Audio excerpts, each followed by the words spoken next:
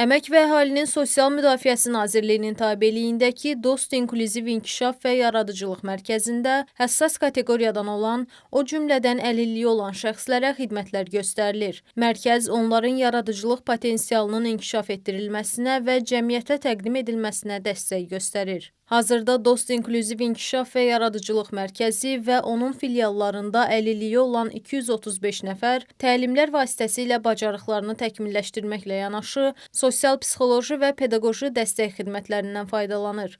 Mərkəzin əlilliyi olan 2 gənc üzvü Prezident mükafatına layiq görülüb. Mərkəzdə yaradıcılıq təlimlərini uğurla başa vuran əlilliyi olan ondan çox gənc, ali, orta ixtisas və peşə təhsili müəssisələrinə qəbul olunub. Bundan əlavə, Dost İnklüziv İnkişaf və Yaradıcılıq Mərkəzinin əlilliyi olan ondan çox benefisiarı mərkəz və onun filiallarında təlimçi və ya digər vəzifələrdə çalışaraq inklüziv cəmiyyətin inkişafına töhfə verirlər.